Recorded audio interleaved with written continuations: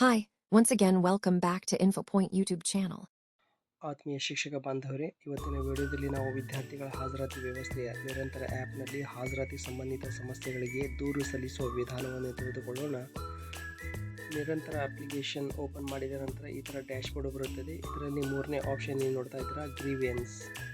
ಇದರ ಮುಖಾಂತರ ನಾವು ದೂರನ್ನು ಸಲ್ಲಿಸಬಹುದು. ಇದರ ಮೇಲೆ ಕ್ಲಿಕ್ ಮಾಡಿ ನಂತರ ಇದರಲ್ಲಿ ಸೆಲೆಕ್ಟ್ ಇಶ್ಯೂ ಟೈಪ್ ಇದೆ. ಸೊ ಇಲ್ಲಿ ಮಾರ್ಕ್ ಮಾಡ್ತಾ ಇದ್ದೇನೆ, ಸೆಲೆಕ್ಟ್ ಇಶ್ಯೂ ಟೈಪ್.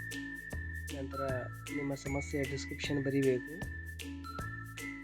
ಇದರಲ್ಲಿ ಕೊಟ್ಟಿರುವಂಥ ಬಾಕ್ಸ್ನಲ್ಲಿ ನಿಮ್ಮ ಒಂದು ಡೀಟೇಲ್ ಡಿಸ್ಕ್ರಿಪ್ಷನ್ ಬರೆಯಿರಿ. ನಂತರ ಲೊಕೇಶನ್ ಇದು ಆಪ್ಷನಲ್ ಆಗಿದೆ. ನಂತರ ನಿಮ್ಮ ಕಾಂಟ್ಯಾಕ್ಟ್ ನಂಬರ್ ಇದು ಕೂಡ ಆಪ್ಷನಲ್. ಇದೇ ಥರ ಈ ಕೆಳಗಡೆ ಕೊಟ್ಟಿರುವಂತಹ ಪ್ಲಸ್ ಮಾರ್ಕ್ ಇದೆಯಲ್ಲ, ಸೊ ಇಲ್ಲಿ ನಾವು ನಮ್ಮ ಸಮಸ್ಯೆಗೆ ತಕ್ಕಂತೆ ಯಾವುದಾದ್ರು ದಾಖಲೆ ಅಥವಾ ಸ್ಕ್ರೀನ್ಶಾಟ್ ಇದ್ದರೆ ಅದನ್ನು ನಾವು ಇಲ್ಲಿ ಅಪ್ಲೋಡ್ ಮಾಡಬಹುದು. ಸೊ ಇಲ್ಲಿ ಕೆಳಗಡೆ ನೋಡ್ತಾ ಇದ್ರಲ್ಲ, ಸಬ್ಮಿಟ್ ಬಟನ್ ಮೇಲೆ ಕ್ಲಿಕ್ ಮಾಡಿ ನಮ್ಮ ಒಂದು ದೂರನ್ನು ನಾವು ಸಲ್ಲಿಸಬಹುದು.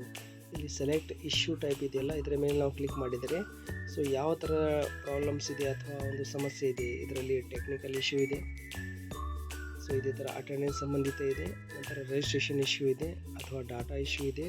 ಸೊ ಅದರ್ಸ್ ಎಂದು ಹಾಕಿ ನೀವು ಬೇರೆ ಯಾವುದೇ ಥರದ ಸಮಸ್ಯೆ ಇದ್ದರೂ ಕೂಡ ಇದನ್ನು ಸೆಲೆಕ್ಟ್ ಮಾಡಿ ಇಲ್ಲಿ ಇಶ್ಯೂ ಡಿಸ್ಕ್ರಿಪ್ಷನಲ್ಲಿ ಇದರ ತಕ್ಕಂತೆ ಎಲ್ಲ ಮಾಹಿತಿಯನ್ನು ನಾವಿಲ್ಲಿ ಬರೆಯಬೇಕಾಗುತ್ತದೆ. ಸೊ ಇಂಗ್ಲೀಷ್ನಲ್ಲಿ ಆಗಲಿ ಅಥವಾ ಕನ್ನಡದಲ್ಲಾಗಲಿ ನೀವು ಇಲ್ಲಿ ಟೈಪ್ ಮಾಡಿ ಸೆಂಡ್ ಮಾಡಬಹುದು. ಆದಮೇಲೆ ಈ ವಿಡಿಯೋ ವೀಕ್ಷಣೆಗಾಗಿ ತಮ್ಮೆಲ್ಲರಿಗೂ ಧನ್ಯವಾದಗಳು.